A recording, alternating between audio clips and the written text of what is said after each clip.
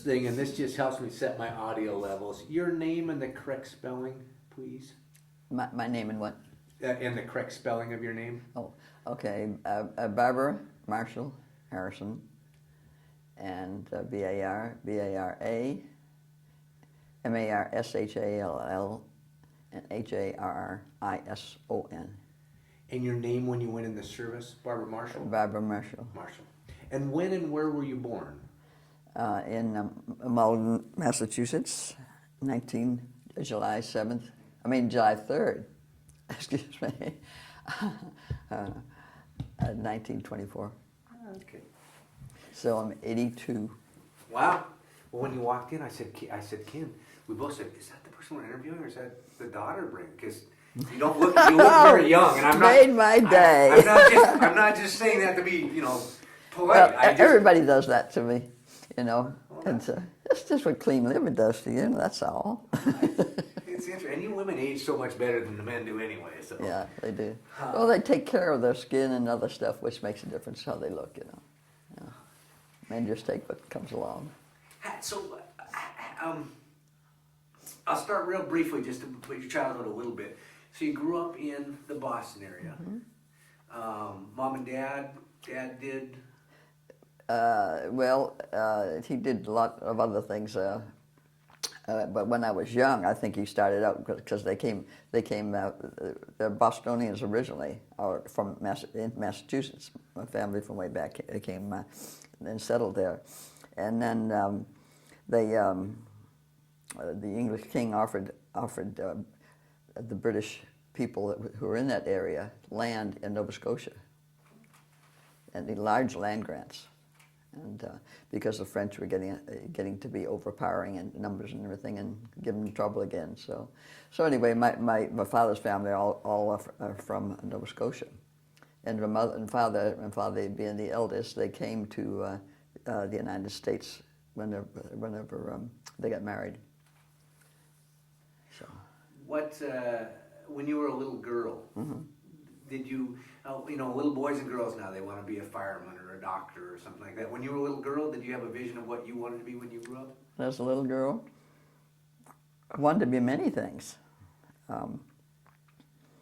I think that because my mother sent me to Nova Scotia every year, so I could get to know her family and my father's family, I loved traveling. And they put me on an ocean liner by myself at 7 years old. Yeah. And if they said I could do that, and my mother's always done that to me. She made me think I could do it, and it made a big difference in my life. But I did love to travel, so I went down every year till I was 14, I think, and discovered boys. I went down every year. Wow! So it sounds like your mom was a pretty independent woman. My mother was way ahead of her time. Yeah.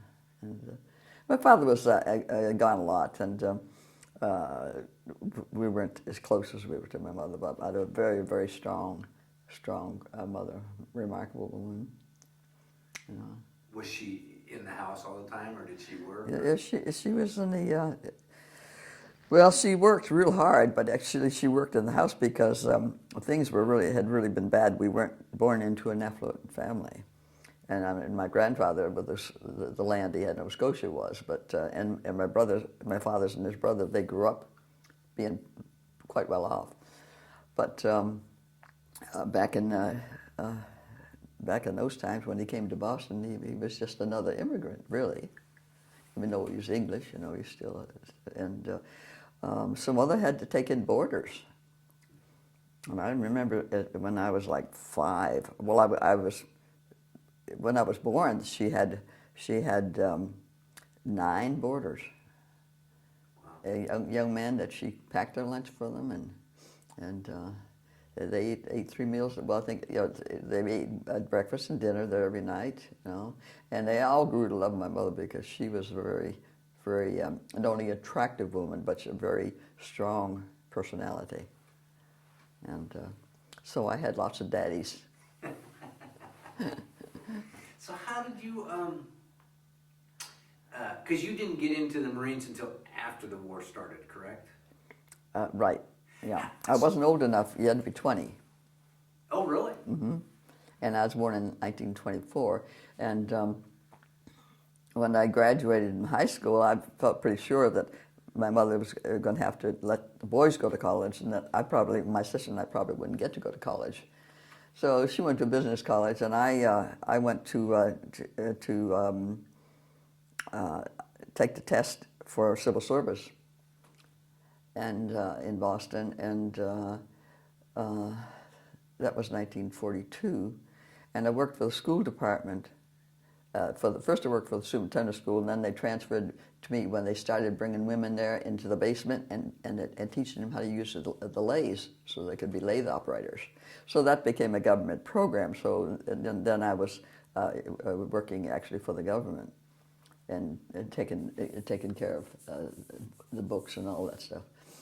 And so when I don't remember exactly how I heard about the Marine Corps, but I think that I was going to, also I had been playing my horn since I was,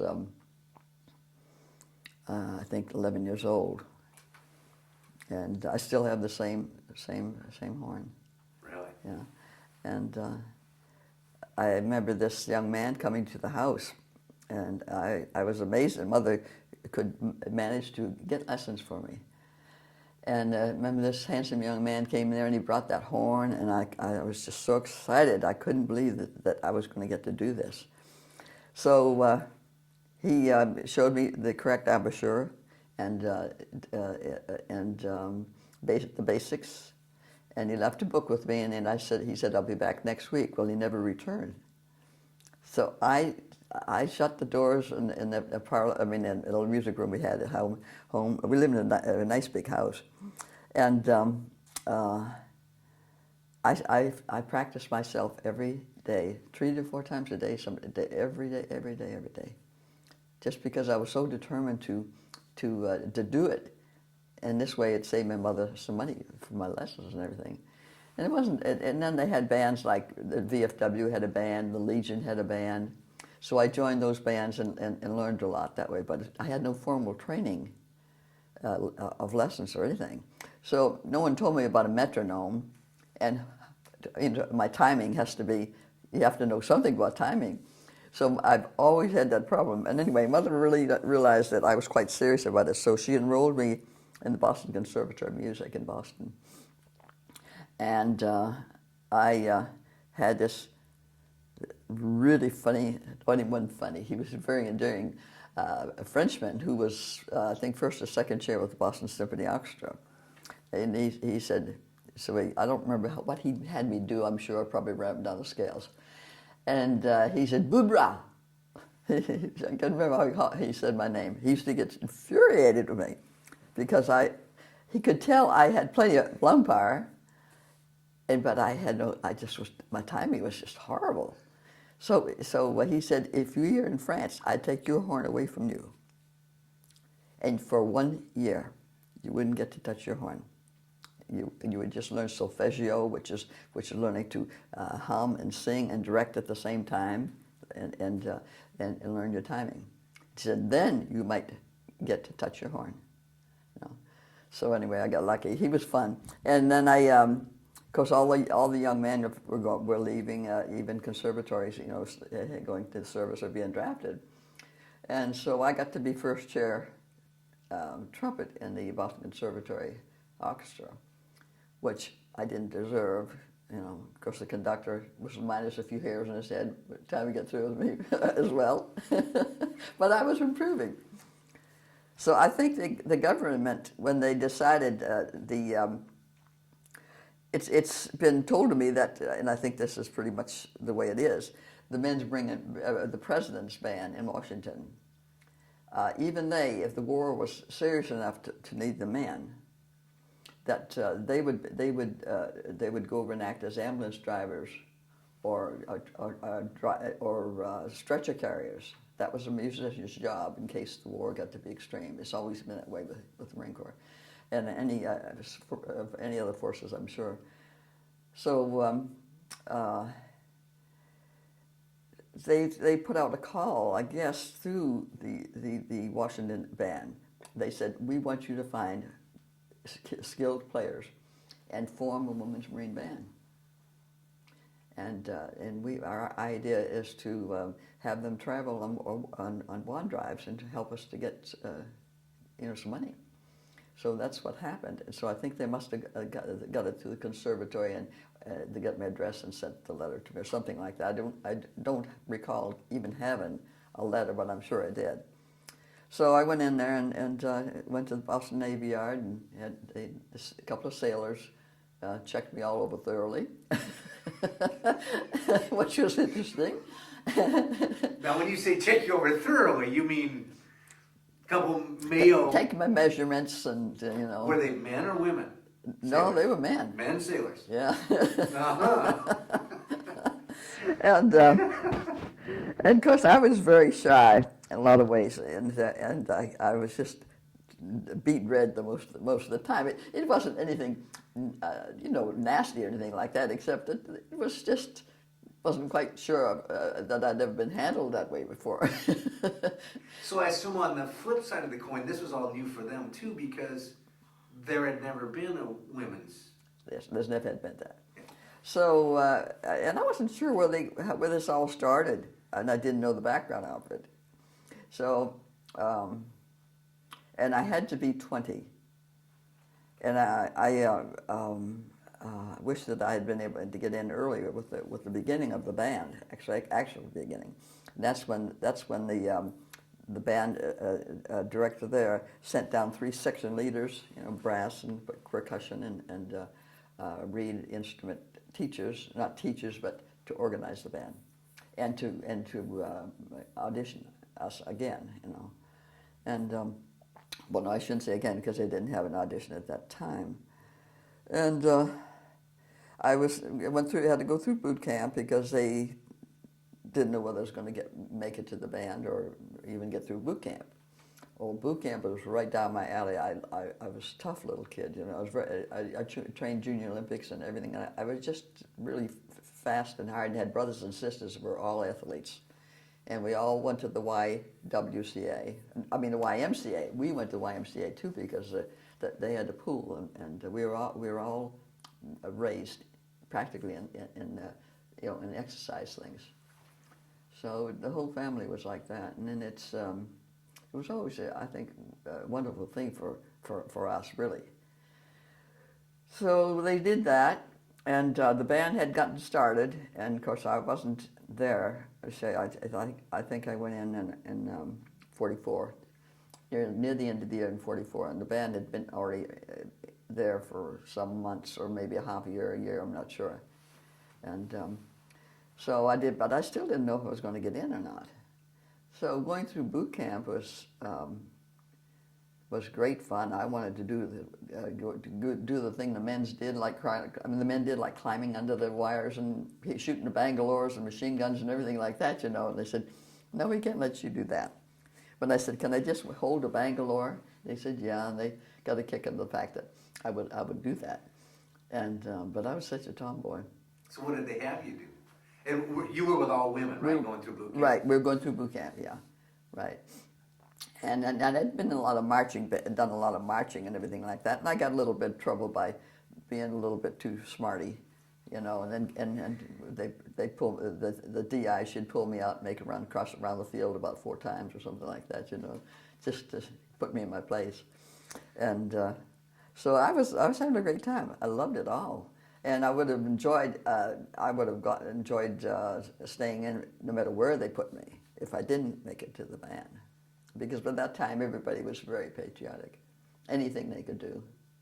I mean, when you'd see those women working in the school in that basement at night, wearing bandages on the head and working late into the night, learning to run the lathe.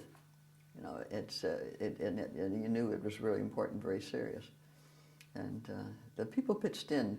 Everybody, it was just amazing, and I don't know if that happened today. I know, different. Yeah. Different. Yeah, different time and different tune and all that. So I don't want to keep dragging this out too much, but just whenever I had hoped that I might get a chance to audition for the band, when they would tell me anything for sure, I kept passing out when I'd be mopping the floor, and I'd pull a heavy wet mop around, and I'd only weighed about 115 pounds, you know, and I'd pass out, and my buddy, she knew something was wrong because she'd caught me once before where I'd kind of fallen, so she real quick put me in the head so someone wouldn't see me because I didn't want anybody to see that. They sent me home, and well, to make a long story short, they would have sent me home, and they did find out eventually that I was passing out, and so they sent me to camp doctors all over the camp and everything, and they decided they had a huge tumor in there, somewhere in there, and that they weren't going to take me. They were sending me home, and of course that was like a forever, you know. Oh, it's terrible. And I didn't want my mother and father to know. Anyway, I talked to my sergeant. She's a real tough gal, but we became really, really good friends. And she said, "Well, you know, it's just not right." And I'd play my trumpet every night in the barracks for the girls that give me requests what to play. And then when I decided that it was getting lights out time, I would play taps. Well, I'd go back in the squad room, and this was really poignant. And 2 or 3 of the girls would be crying because they had joined the Marine Corps because they lost their husbands, and that's, you know, the taps, they couldn't stand it. You know. So they'd ask me not to play the taps, so I quit playing that. But so I was sitting in the bunk that night talking. It was just before lights out, talking to a gal next to me that I didn't really know her very well, but her father was Senator McCormick, Speaker of the House at the time, and she said, "I heard about the fact you might get sent home." She said, "I know how badly you wanted to get into the band," and I said, "Yeah, I did," and I said, "I just don't think they'll do anything about it." And so she said, "You know what?" She says, "I'm going to talk to my uncle. He knows General Vandergrift pretty well and everything."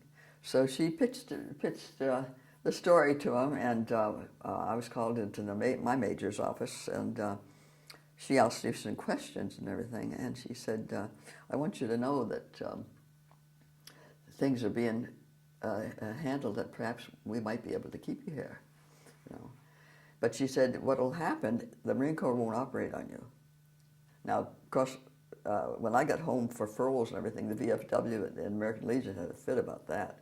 They'd found out about it. I didn't tell them about it because once they accepted me, that, you know, they were responsible for me, I thought. But anyway, so I was sent home, and my brother was interning at the Army. Had taken him in and was finishing his medical training, and for a doctor. And I called him and I said, "You know what? I don't want Mother and Dad. How can I do this without them knowing about that they don't have the money to put me in a hospital? And the Marine Corps won't pay for anything. They wouldn't even pay for my way home." And so he said, "Well, I'm pretty good friends with Dr. Fanoff, who runs the hospital here." And he said, "That's not right." And he said, let me just see what I can do." Well, anyway, in the meantime, they put me in another barrack with ones that either had gotten pregnant, and there wasn't too much of that I ever saw, but ones that didn't pass tests and were sick and they needed to be sent home. And I was in the barracks with them, and a couple of psychotic ones in there, you know. They ran around with scissors all the time. We weren't sure. So I was very scared and very upset anyway.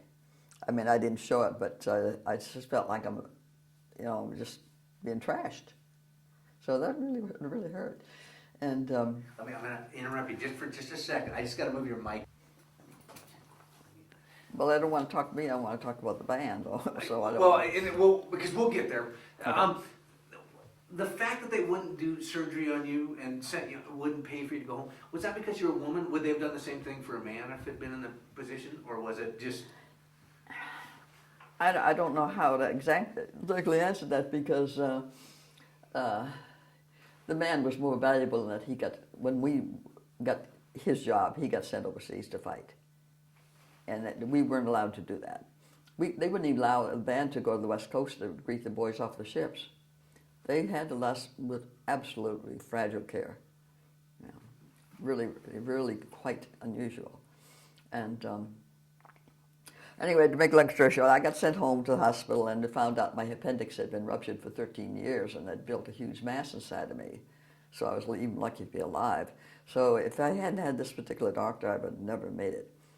But I was in the hospital for months and months and months. I remember it was during the winter, and I didn't know if I could ever. They gave me a 4-month leave of absence, and they had never done that before. And General Vandergrift wrote me a letter, a personal letter. Said he had heard about it, and for me to be assured that I could come back. You know, so that was pretty special, and that was certainly great luck that that girl did that for me. You know. And so I had the operation and had out-of-body experience, which nobody knew what that was then, because I was dying, and I was up there floating and looking down at the girl next door and taking this tubing out of her nose, and it was really me, you know, and everything. It was just weird, but and everybody heard about this little girl Marine that was in the hospital, because it was a charity hospital I was in Boston, and but thank goodness I had a doctor who was a very famous gynecologist. He operated on the English Queen, and you know, so I had the best of care. Plus my brother was there. So I was very, very lucky and pulled through it.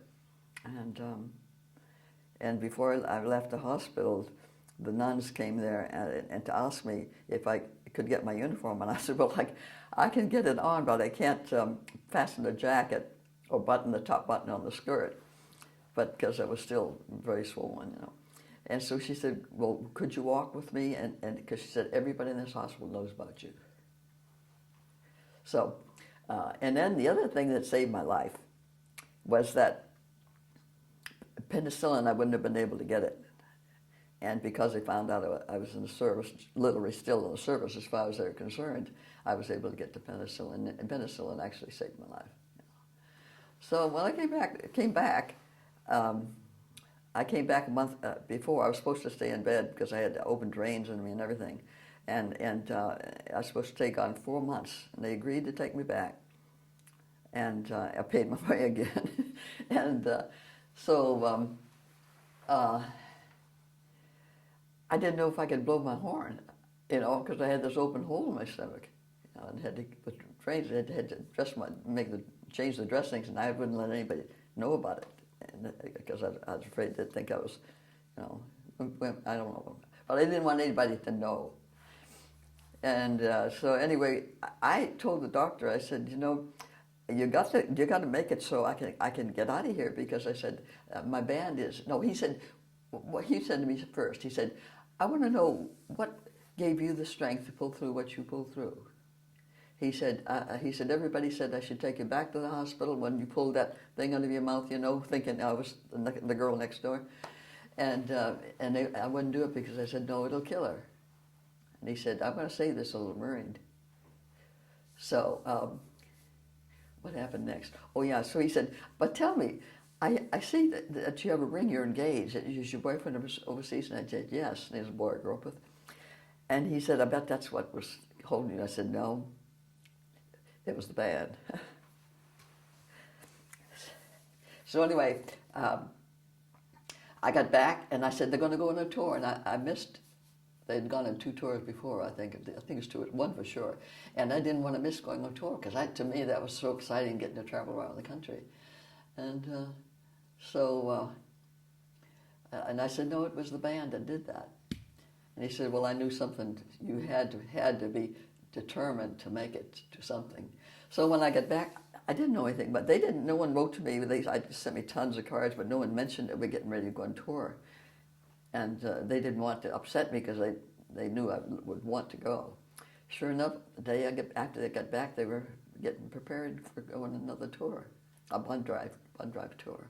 So that was our prime concern for our job, was first of all to travel and sell war bonds. And the admission to our concert was a $25 war bond. And factory people, we went in the Pennsylvania area into the Ohio and coal mine areas and Pittsburgh and everything like that, because that was where most of the munition plants and things, and people were very conscious of the war and contributing to it. We never had a concert that wasn't totally packed, never. And all of our travels and everything, I forget how many bond drives we went on. We got treated royally. And we had to, we couldn't, we were treated with rubber gloves. And we got something parade was called out. We'd fly in either by plane or we had a special bus that was all bright colors and everything like that. And we had this little bus driver that was a little chubby guy that he just thought we were all his children, you know. And we had a great time everywhere we went, and everywhere we went, little school kids would come up to us for autographs. It just amused us because we thought, God, you know, this is kind of embarrassing having to sign this. They said, well, the guys and the gal, we had PR people that traveled not with us but ahead of us to set things up. And the newspapers, we'd open wherever we were, and a double-sided newspaper. It was both sides of the newspaper. Nothing but pictures of the band and individual players. And I've got one there that shows that they used me as one of their model deals and everything like that. So we were just absolutely having a great time. And it was fun, and the girls were wonderful. And to this day, we all, when we got disbanded, I didn't get out because I was younger and had to stay for another 6 months and get transferred to an office job or something like that. So the band broke up. You never saw such a bunch of wimpy girls crying like in your life. We had just done so much together and gone through so much together, you know, and all those travels. And one girl, well, I first have to interject. We played one tour at the White Mouse Country Club, a very, very exclusive country club in Pennsylvania, very, very wealthy club. And they were having a bond drive. And Choo Choo Johnson, Ralph Bellamy, the current War Ace was there, Sam Sneeden, Sneed, McFadden, and I mean, all these celebrities were there. And then we were playing our concert outside, I remember, outside the club. And this little chubby guy came over and said to Charlotte, our band director, who in herself was the most wonderful gal, could he lead the band in a march? So he picked the march he wanted, and we played the little white-haired guy and everything. And then he said, that was wonderful, and he handed Charlotte $5,000. I think it was $5,000, I'm not sure. Then he said, could I keep the baton? And she said, sure, and I think he gave her another $1,000 or something like that. And then he reached into his pocket, just as he was walking away from the little podium where he was standing, and pulled out a pair of silk hose. So we had to wear lisle hose are thick and everything, it's nylons. And then we all just started screaming, you know. And I think he drove out one out of each pocket, and he threw them out there to us, you know. But then, so we went to places like that, and they'd say, now girls, the club's open, anything you want to eat, anything you want to drink. There was only one girl that even went in to get a drink. None of us even cared about it, you know. We just wasn't part of what we needed or wanted, you know. And besides, we had felt like we have a certain impression that we had to. The PR people wouldn't have liked it anyway had we done that. So I know another time we were going somewhere and it was canceled because of rain. That we prayed in. We come in by plane or bus, whichever one we used that time, and then we marched through town. And everybody knows we're coming because of both sides of newspaper spreads everywhere we went. So the PR people did a wonderful job. And everything was standing room only. We had never had a concert where it wasn't absolutely packed to the brim. And that's $25 for each person that was there. Wow. You know, plus they had a war bond, you know, they got something for the money. So we ended up with $7 million. That's amazing, because when you figure that out, what that would be today. That's Exactly. And we didn't go, I forget how many tours we went on all together. The rest of the stuff we did local things. We flew up to Washington and played there and did local stuff. And we had a dance band. Friday and Saturday nights we played a dance band at the Officers Club, and I was in the dance band. And and then we got a presidential commendation got a ribbon thing to wear for that. And then the general of the camp in Camp Lejeune, North Carolina, General Marsden, he had bracelets made with a Marine Corps globe and anchor on the bracelet, with a stretch bracelet, and said thanks. The reverse was engraved, thanks from Camp Lejeune, General Marsden, on the back of it. So we absolutely were just treated so well. Did you have a West Coast counterpart, or were you the only? We were the only ones ever been in history, and there'll never be another one, because now women musicians can play in the men's band. So there have been people all over have been interested in such as what you're doing, and I think that well, we were the only women's Marine band, as I say, but somewhere along the line, I think I remember seeing actually it was Canadian, I think, because they had leopard skin type stuff on it, and they were playing more like a bagpipe band. And if there was another Navy band or Army band with women on it, I can't, none of us can remember there being one, but there may have been. Well, because it sounds like you had a couple versions of the band. You had the full band, and then you had your dance band. Mm-hmm. The full band, what were some of the songs? In the full band? Oh my. Well, of course, Semper Fidelis, for sure. And my memory is not very good anymore. Colonel Boogie, and oh my, we had a huge repertoire. I can't remember. And so the dance band, how much did you break down for the dance band? Was that just like a 5-piece, 4-piece smaller group that went? No, honestly, we had 3 trumpet players. It was a small band, with just certain ones got to play in the dance band. And then I think we had a tenor sax, alto sax, and 2 trumpets, and a bass fiddle, and saxophone players, 3, maybe 4, a couple of clarinet players.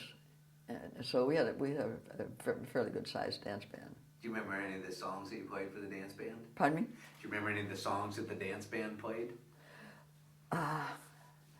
Well, I can't remember. 2 of them. Some of them, like one was, and I didn't know what it meant.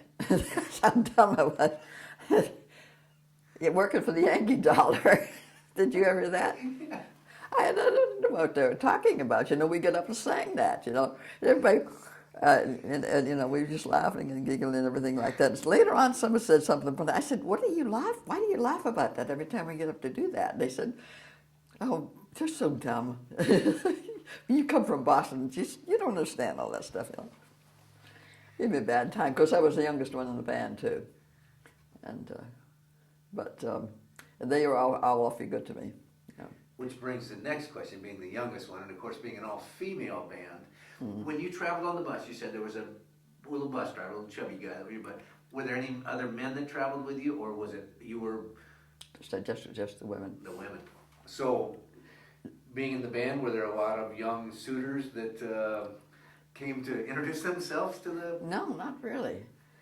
Besides, it wouldn't do them any good because we had an officer, a band officer, a woman, that had her office right in our barracks. And everybody loved her. She was a wonderful lady.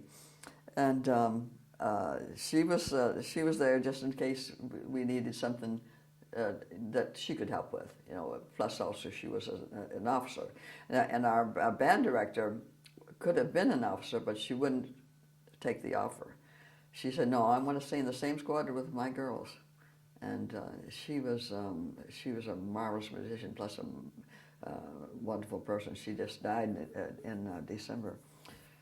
Anyway, no, they treated us very, very carefully, and but we had a cancellation, and they said, well, there's a carnival in town. The two PR officers had the day off too, so they said, how would you girls like to do that? They said, oh, like we didn't get to do anything like that, you know. And so we did, and we had no sooner sat down in this tent, and someone came out, a couple of girls came out and were scantily dressed, and they did a couple of, what do you call them, bumps or cries, and oh my gosh, both the PRs, they had no idea that they were going to get in real trouble. So they said, girls, quick, out. And we've never made such a fast exit. And I said, we're grown girls, you know, you can tell us, so we can see that. No, you can't, not this band. You don't see anything like that. You forget you ever saw it. So they really treated us well. And some of the interviews that I've experienced, and also we have one. I'll tell you about this one woman in Arizona who has an unlimited grant that writes about it, travels all over the world, telling about us. Just blows your mind. You can't imagine why they're interested. Anyway. But it was so funny about that, you know, and everybody especially laughed at me because I just turned beet red, you know. I just, being from Boston, I was just, those girls from Iowa, and they handled themselves a lot better than I did. But I just wanted to throw that in there. It's not very newsworthy, but it shows you how much they cared for us. And, which is interesting, because I assume that they needed you to be on your best behavior because of the amount of press that you were getting. That if you got bad press, that would have been a detriment. Ruined the whole thing. Yeah. Exactly, yeah. Yeah. And some of the songs we played, like Little Red Caboose, because it was a light one, you know, and then we all got up and sang. And then we had one of those whistles that the drummer had, you know, woo woo, and like that. That was fun. They loved that. A lot of brought the younger children. Then we stopped a lot of schools, like an Amish school. And all the kids got to take an autograph book and come out and get our autographs. And they said, those little kids out there want our autograph. Why would they want to do that? You know, we just didn't realize that these PR people were doing such a tremendous job. And we had lots of excitement, lots of adventures, and lots of fun times, and you've never seen girls so banded together as we were. Who are some of the names of people? Your other bandmates? The bandmates? Yeah, the other women with you. I can almost name them all because we've had a newspaper come out every quarter since that. We've never missed a quarter. We are still in contact with every single one.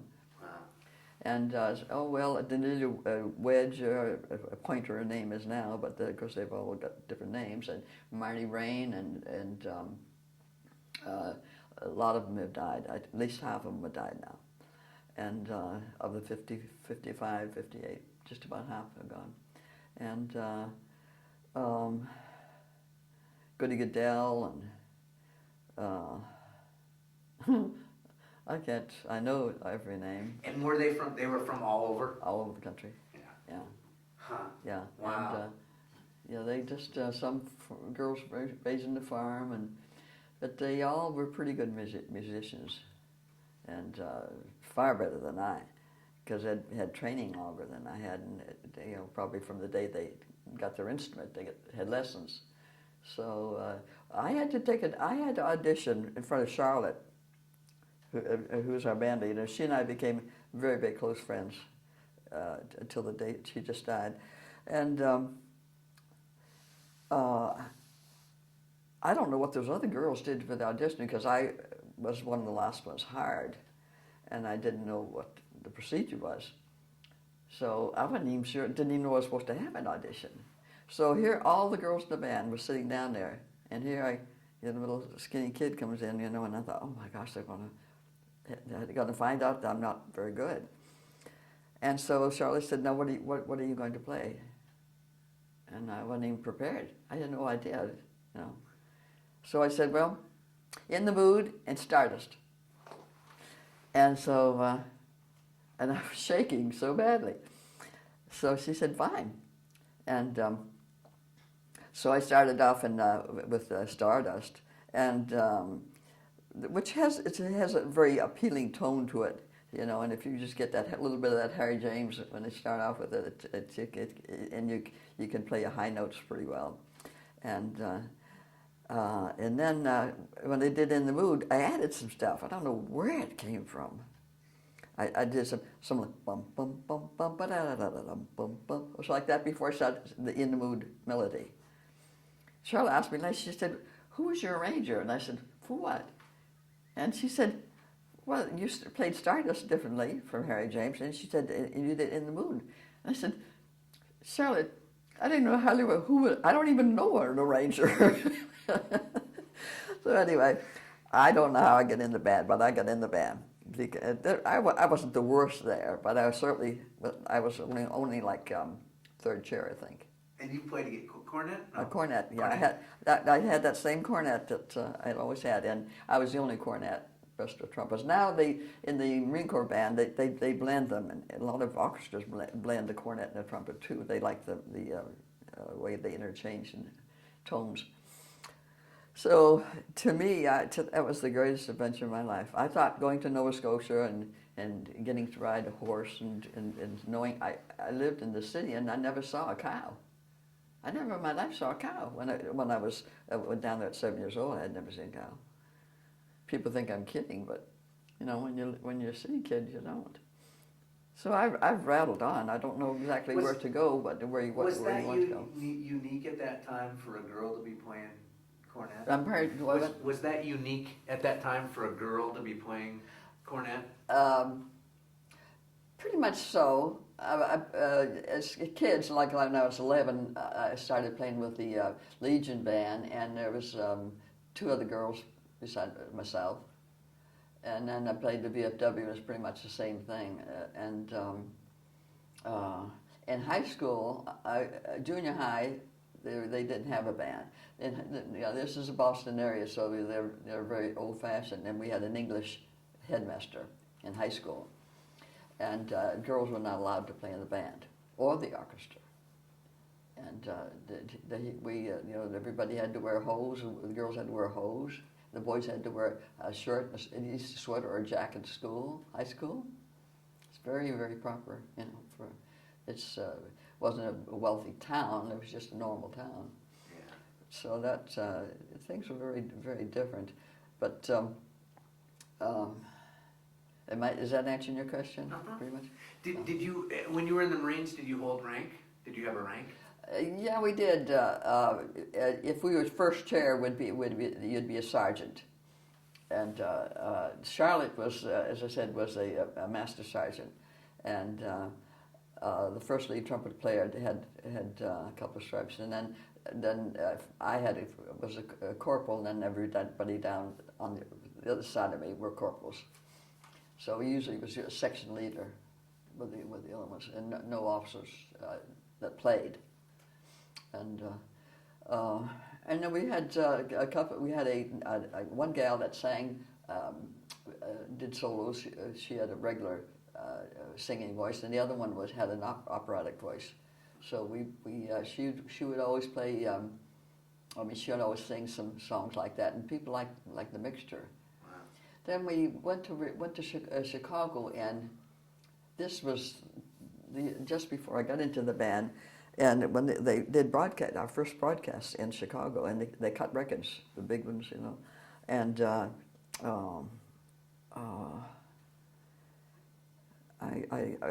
records. In fact, we still have the records, and they gave us a tremendous.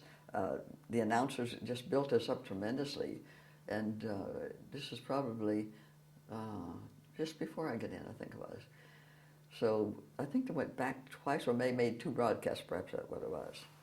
So that gave them a lot of coverage that they didn't have before. So the more coverage we could get, the more people were going to be curious, for one thing, and realize that we were in the military and we were giving up jobs, you know, just like everybody else had to work toward helping the war effort.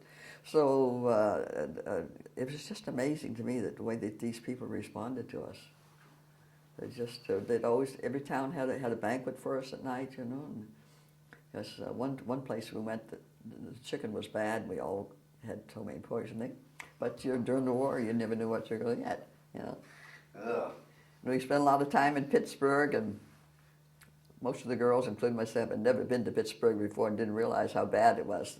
You couldn't open the door in the hotel because the soot was so bad, and it would blow your nose. It was terrible, and our horns, we kept having to clean our horns, and if we couldn't shampoo our hair, it was so filthy, we'd have to go down in the kitchen and bum an egg. Someone would say, if you get an egg in there, you get that out of your hair. It was so bad, because now it's nothing like that, but it was then. And we had songs that we sang when we were riding in the bus, and like Jacob Hyman Smith, and then we had every time someone did something really good, everybody went da da da da da da da da da da da da da. So that was our little praise of encouragement to whoever did something extra.